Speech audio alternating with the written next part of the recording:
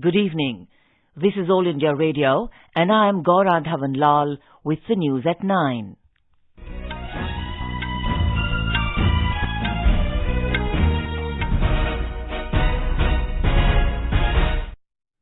The headlines. President Draupadi Murmu calls upon technical institutions to become future ready in view of rapid changes in the field of technology. RBI to launch first pilot for retail digital rupee. Campaigning ends for the first phase of Gujarat Assembly elections. Polling on Thursday for 89 Assembly seats. British Prime Minister Rishi Sunak reiterates his country's commitment to free trade agreement with India. And in FIFA World Cup, match between Ecuador and Senegal underway. In another match, the Netherlands and Qatar face each other.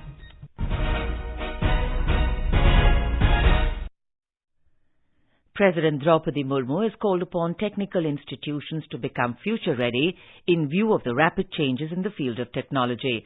The President was addressing the 18th convocation of the National Institute of Technology NIT Kurukshetra today.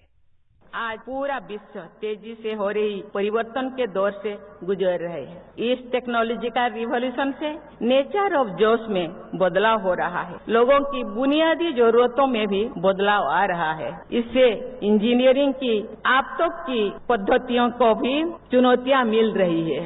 इस technological shift के वजह से हो रही बदलाव के कारण ये अत्यंत महत्वपूर्ण हो जाता है कि NIT कुरुक्षेत्र सहित हमारे technical institutions future ready bane. Pointing to the trend of making salary packages as the criteria for success in education, the President advised students not to judge their success on the basis of the package. She urged students to choose a career that gives them satisfaction and a sense of meaning in life. She also urged parents to motivate children to achieve excellence. The President said it is a matter of pride that NIT Kurukshetra is the first NIT in North India and second in the country to establish a state-of-the-art center of excellence. Earlier in the day, the President addressed the International Gita Seminar, organized as a part of the International Gita Festival 2022 at Kurukshetra University. The Reserve Bank of India has announced the first pilot for the retail digital rupee, which will be launched on Thursday. 8 banks have been identified for phase-wise participation in this pilot. The pilot will initially cover Mumbai, New Delhi, Bengaluru and Bhubaneswar and later extend to Ahmedabad, Gangtok, Guwahati, Hyderabad, Indore, Kochi, Lucknow, Patna and Simla. The scope of the pilot may be expanded gradually to include more banks, users and locations as needed. More from our correspondent.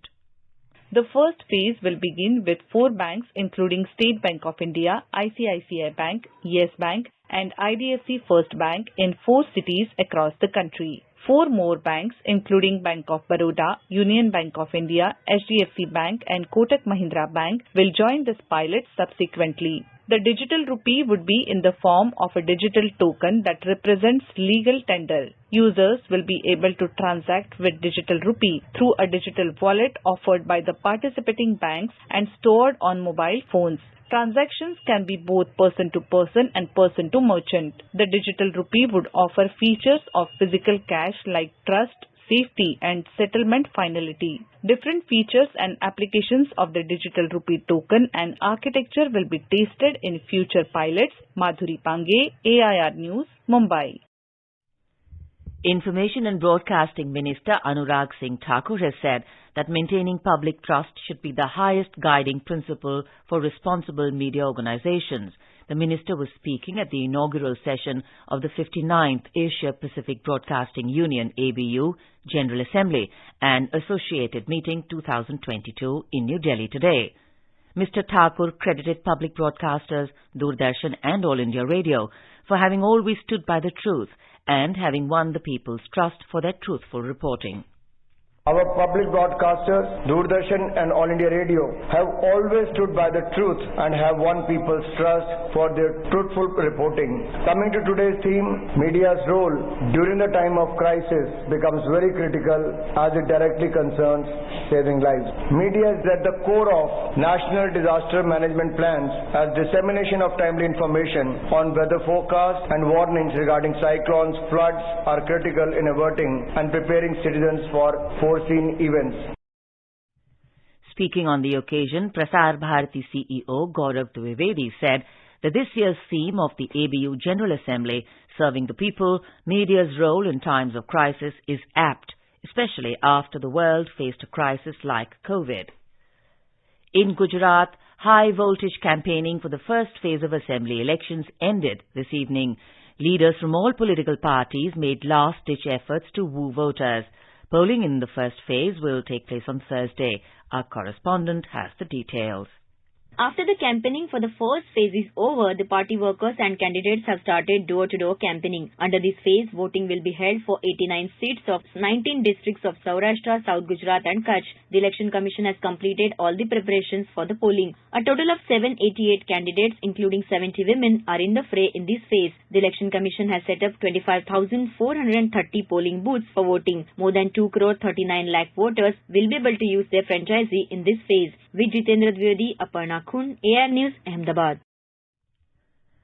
The political parties have now shifted their focus to Central and North Gujarat, which will go to polls in the second phase on the 5th of December.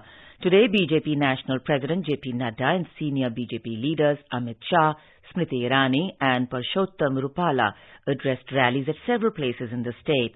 Uttar Pradesh Chief Minister Yogi Adityanath held a roadshow at Panchmahal and addressed a rally at Lunawada.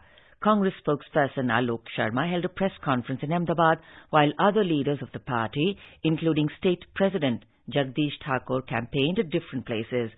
Aam Aadmi Party leader and Punjab Chief Minister Bhagwant Mann held roadshows at various places in Saurashtra region.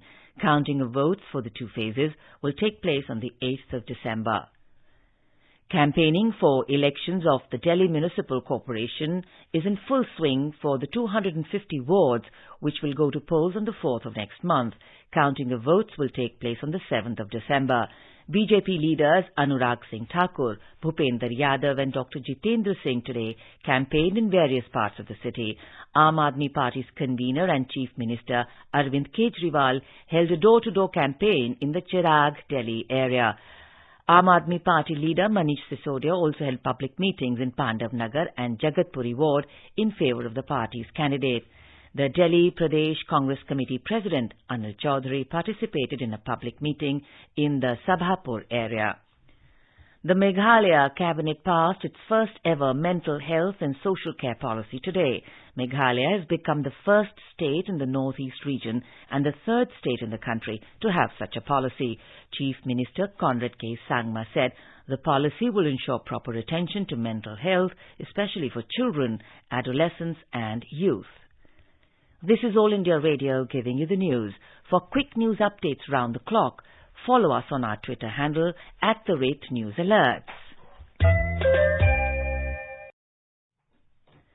British Prime Minister Rishi Sunak has reiterated his country's commitment to a free trade agreement FTA with India as a part of Britain's wider focus on enhancing ties with the Indo-Pacific region. He was delivering a talk on British foreign policy at an event in London yesterday. Mr. Sunak also pledged to do things differently when it came to China, which he said poses a systemic challenge to British values and interests. The British Prime Minister said, considering the positive aspects of the Indo-Pacific, Britain is joining the Comprehensive and Progressive Agreement for Trans-Pacific Trade Deal, delivering a new FTA with India and pursuing one with Indonesia.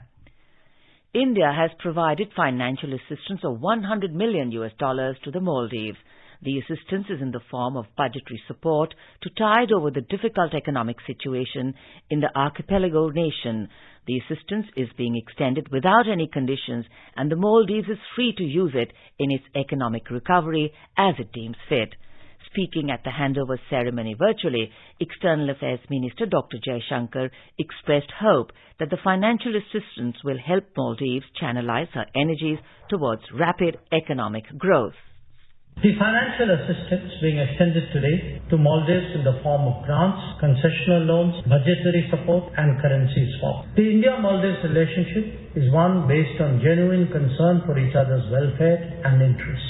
Our relationship, rooted in history and yet forward-looking, works to bring tangible benefits to both our peoples. The India-Maldives partnership is truly a model for others to follow. Vistara Airlines, a joint venture between Tata Sons and Singapore Airlines, will be merged with Tata-owned Air India by March 2024. In a press release, Singapore Airlines and Tata Sons said they've agreed to the merger, subject to regulatory approvals. Singapore Airlines will invest 2,000 crore rupees in Air India as soon as this integration is completed.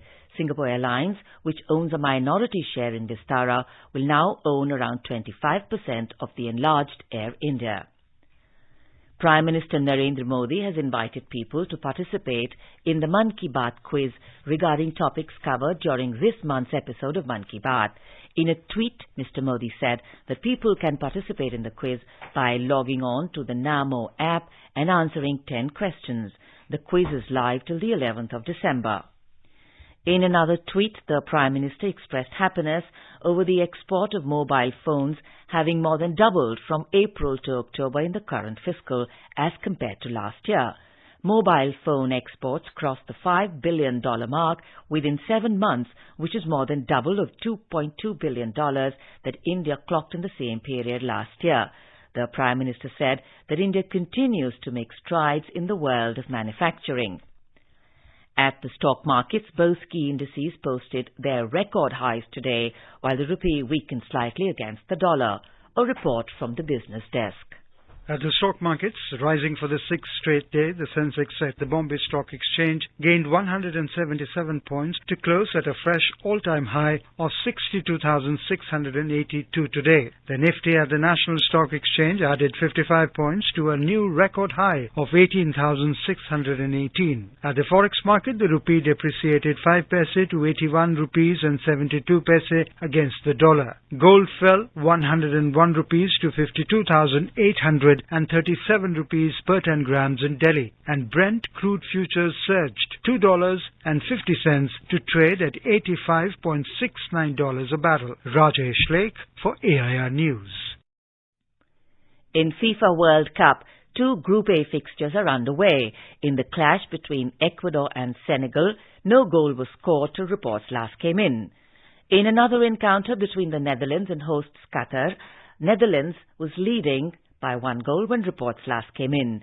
In late-night Group B matches, England meets Wales while the US will clash with Iran at 12:30 a.m. tonight. Meanwhile, Portugal became the third team after France and Brazil to qualify for the round of 16 stage.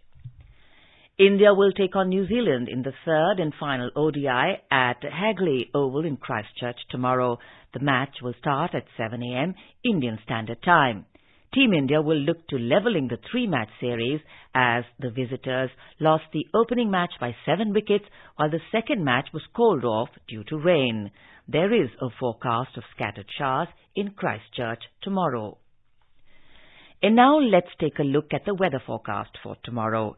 The national capital Delhi is likely to have a foggy morning. The minimum temperature will be 7 degrees Celsius while the maximum will be around 26 degrees. Mumbai and Kolkata are expected to have a clear sky. In Mumbai, the temperature will vary between 19 and 33 degrees Celsius. In Kolkata, the temperature will hover between 19 and 30 degrees Celsius. Chennai is expected to have generally cloudy skies with light rain. The minimum temperature will be 22 degrees Celsius and the maximum will be around 30 degrees Celsius. And now, before we close, the headlines once again. President Draupadi Murmu calls upon technical institutions to become future-ready in view of rapid changes in the field of technology. RBI to launch first pilot for retail digital rupee. Campaigning ends for first phase of Gujarat Assembly elections. Polling on Thursday for 89 Assembly seats. British Prime Minister Rishi Sunak reiterates his country's commitment to free trade agreement with India. And in FIFA World Cup, match between Ecuador and Senegal underway. In another match, the Netherlands and Qatar face each other. And that is all in the news at 9. Good night.